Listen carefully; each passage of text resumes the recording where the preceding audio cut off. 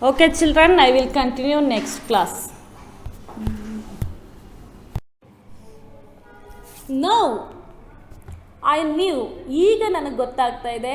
I said, ನಾನು ಆವಾಗ ಹೇಳಿದ್ದು ಯಾವಾಗ ಇನ್ ದ ಫಸ್ಟ್ ಗ್ರೇಡ್ ಮೊದಲನೇ ತರಗತಿಯಲ್ಲಿ ಇದ್ದಾಗ that I wanted a table, ನನಗೆ ಟೇಬಲ್ ಬೇಕು ಅಂತ ಯಾಕೆ ಕೇಳಿದೆ ಅನ್ನೋದು ನನಗೆ ಈಗ ಅರ್ಥ ಆಗ್ತಾ ಇದೆ ಅಂತ ಹೇಳ್ತಾ ಇದ್ದಾರೆ. Even then I wanted to be a writer, ನಾನು 1ನೇ ಕ್ಲಾಸ್ಲಿದ್ದಾಗಲೇ ನಾನು ಬರೆಯೋದಕ್ಕೆ ಬಯಸ್ತಾ ಇದ್ದೆ. ರೈಟರ್ ಆಗಲಿಕ್ಕೆ 1ನೇ ಕ್ಲಾಸಲ್ಲಿದ್ದಾಗಲೇ ನಾನು ಬಯಸ್ತಾ ಇದ್ದೆ.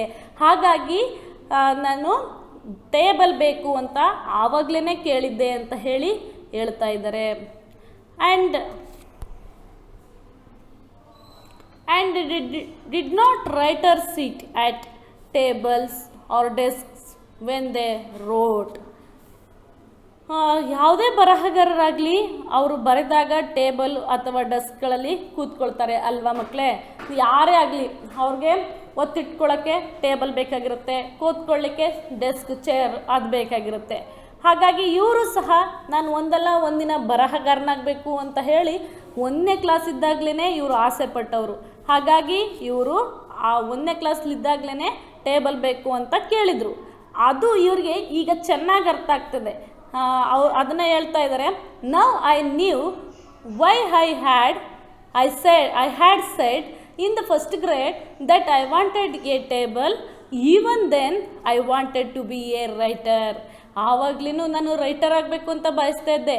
ಈವಾಗ್ಲೂ ಸಹ ನಾನು even then I wanted to be a writer, ಈವಾಗ್ಲೂ ಸಹ ನಾನು ಬರಹಗಾರನಾಗಲಿಕ್ಕೆ ಬಯಸ್ತಾ ಇದ್ದೀನಿ ಅಂತ ಹೇಳ್ತಾ ಇದ್ದಾರೆ. And I did not writer sit tables or desks when they wrote. ಇವಾಗಲೂ ನಾವು ನೋಡ್ತೇವೆ ಮಕ್ಕಳೇ, ಬರಹಗಾರರು ಅವರು ಬರೆಯುವಾಗ ಓದುವಾಗ ಅವರು ಟೇಬಲಲ್ಲಿ ಕೂತ್ಕೋತಾರೆ, ಮತ್ತು ಟೇಬಲ್ ಮೇಲೆ ಇಟ್ಕೊಂಡು ಬರೀತಾರೆ, ಮತ್ತು ಚೇರಲ್ಲಿ ಕೂತ್ಕೊಂಡು ಬರೀತಾರೆ. ಅದನ್ನು ನೋಡ್ತೀವಿ ಅಲ್ವಾ ಅಂತ ಹೇಳ್ತಾ ಇದ್ದಾರೆ. I wanted to be a writer, ನಾನು ಕೂಡ ಪುಸ್ತಕಗಳನ್ನು ಬರೀಲಿಕ್ಕೆ ಹೋಗ್ತೇನೆ ಅಂತ ಹೇಳಿದರು. ನಾನು ಹೇಳಿದೆ, ನಾನು ಪುಸ್ತಕಗಳನ್ನು ಬರೆಯಲು ಹೋಗ್ತೇನೆ ಅಂತ ಹೇಳಿದೆ. ಮೈ ಮದರ್ ಸೆಡ್, ಅದಕ್ಕೆ ಅವ್ರ ತಾಯಿ ಹೇಳ್ತಾ ಇದ್ದಾರೆ, castles in the air, castles in the air. ಅವರಮ್ಮ ಕ್ಯಾಸ್ಟಲ್ಸ್ ಇನ್ ದ ಏರ್ ಅಂತ ಹೇಳ್ತಾರೆ, ಗಾಳಿಯಲ್ಲಿನ ಕೋಟೆಗಳು ಅಂತ ಹೇಳ್ತಾರೆ. ಗಾಳಿಯಲ್ಲಿ ಕೋಟೆ ಕಟ್ಟದಂಗೆ ಅಂತ ಹೇಳ್ತಾರೆ. ಅದು ಸಾಧ್ಯನಾ ಮಕ್ಕಳೇ? ಗಾಳಿಲಿ ಕೋಟೆ ಕಟ್ಟಲಿಕ್ಕೆ ಸಾಧ್ಯನಾ? ಆಗಲ್ಲ. ಕ್ಯಾಸ್ಟಲ್ಸ್ ಇನ್ ದ ಏರ್ ಅಂತ ಹೇಳ್ತಾರೆ. What does that mean I ask. ಅಮ್ಮ, ಇದ್ರ ಅರ್ಥ ಏನು? ಕ್ಯಾಸ್ಟಲ್ಸ್ ಇನ್ ದ ಏರ್ ಅಂತ ಹೇಳಿದ್ರಲ್ವಾ, ಅದ್ರ ಅರ್ಥ ಏನು ಅಂತ ಹೇಳ್ತಾ ಇದ್ದಾರೆ. ಫಸ್ಟ್ ಇವ್ರು ಹೇಳಿದ್ರು, I am going to write books, ನಾನು ಬುಕ್ಸನ್ನು ಬರೀಲಿಕ್ಕೆ ಹೋಗ್ತಾ ಇದ್ದೀನಿ ಅಂತ ಹೇಳಿದ್ರು. ಮೈ ಮದರ್ ಸೆಡ್, ಅದಕ್ಕೆ ಅವರಮ್ಮ ಹೇಳ್ತಾ ಇದ್ದಾರೆ, ಕ್ಯಾಸ್ಟಲ್ಸ್ ಇನ್ ದ ಏರ್, ಇದು ಗಾಳಿಯಲ್ಲಿರುವಂತಹ ಕೋಟೆಗಳ ಹಾಗೆ, ಗಾಳಿಯಲ್ಲಿ ಕೋಟೆ ಕಟ್ಟದಂಗೆ ಅಂತ ಹೇಳ್ತಾರೆ.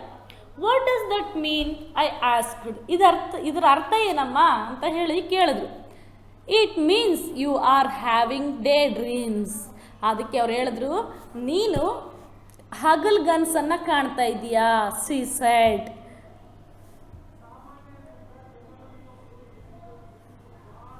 ನೀನು ಹಗಲ್ಗನಸನ್ನು ಕಾಣ್ತಾ ಇದೀಯಾ. She said. You will dream of going a lot of different things. ನೀನು ಹಲವಾರು ವಿಭಿನ್ನ ಕೆಲಸಗಳನ್ನು ಮಾಡುವಂತಹ ಕನಸನ್ನು ಕಾಣ್ತಾ ಇದ್ದೀಯಾ. But you probably won't do any of them. ಆದರೆ ನೀನು ಬಹುಶಃ ಅವುಗಳಲ್ಲಿ ಯಾವುದನ್ನು ಮಾಡೋದಿಲ್ಲ ಅನಿಸುತ್ತೆ. ಆ್ಯಸ್ ಯು ಗೆಟ್ ಓಲ್ಡರ್, ನೀನು ವಯಸ್ಸಾಗ್ತಾ ಅದನ್ನು ನೀನು ಯಾವ ಕೆಲಸನೂ ಮಾಡಲ್ಲ ಅನಿಸುತ್ತೆ. ಯು ವಿಲ್ ಚೇಂಜ್, ನೀನು ಬದಲಾಗ್ತೀಯಾ. ಹಾಗಾಗಿ ನಿನಗೆ ದೊಡ್ಡವನಾದಮೇಲೆ ನಿನ್ನ ಆಲೋಚನೆಗಳು, ನಿನ್ನ ಭಾವನೆಗಳೆಲ್ಲ ಚೇಂಜ್ ಆಗಿಬಿಡುತ್ತೆ. ಆಗ ನೀನು ಈ ರೀತಿ ಕನಸು ಕಾಣ್ತಾ ಇರೋದನ್ನ ನೀನು mostly but you probably won't do any of them, ಇವುಗಳಲ್ಲಿ ನೀನೇನು ಮಾಡಲ್ಲ ಅನಿಸುತ್ತೆ. ಆ್ಯಸ್ ಯು ಗೆಟ್ ಓಲ್ಡರ್, ನಿನಗೆ ವಯಸ್ಸಾದ ನಂತರ ಇವುಗಳಲ್ಲಿ ಏನು ಮಾಡಲ್ಲ ಅನಿಸುತ್ತೆ. ಯು ವಿಲ್ ಚೇಂಜ್, ನೀನು ಬದಲಾಗ್ತೀಯಾ ಅಂತ ಹೇಳಿ ಅವರಮ್ಮ ಹೇಳಿದ್ದಾರೆ.